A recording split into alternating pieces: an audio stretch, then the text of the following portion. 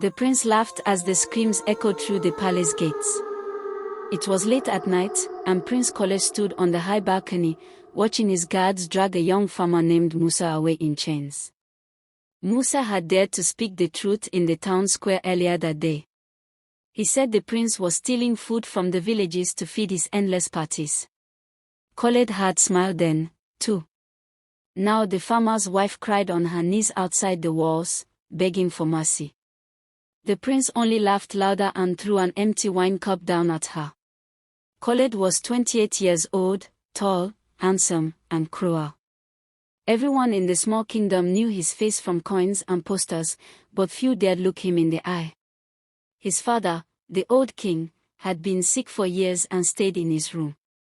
That left Khaled free to do whatever he wanted. He taxed the farmers until they had nothing left to eat. He took their daughters to work in the palace as servants, but many never came home. He sold public land to rich merchants from other countries and kept most of the money for himself. If anyone complained, they disappeared, sent to prison, beaten, or worse. One person, however, had been watching everything quietly for a long time. Her name was Amina. She was a palace kitchen maid, only 19, but sharp and brave. She had seen things no one else noticed: secret meetings at midnight, bags of gold changing hands, lists of names crossed out. She listened when the guards talked too loudly after drinking. She remembered every detail. Amina had no family left. The prince's men had killed her older brother 2 years earlier for refusing to give up his land. She kept that pain inside and waited. One evening, while cleaning the prince's private study, she found something dangerous: a small leather book hidden under a loose floor tile. Inside were the prince's own handwritten notes, dates, amounts of money stolen, names of people paid to stay quiet, and orders to remove certain troublemakers. It was proof. Real proof. Amina's hands shook as she read.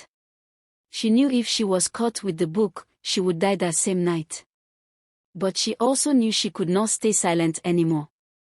She made copies of the most important pages using the old printing press in the basement that no one used. She worked slowly, page by page, every night after everyone slept. When she had enough copies, she hid them in different places: under market stalls, inside church benches, behind loose bricks in the town wall. Then she waited. 3 weeks later, the whispers started.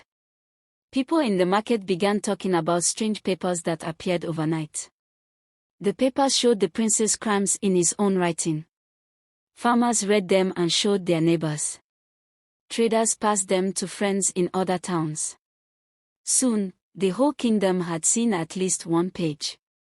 The prince became angry. He ordered house-to-house searches.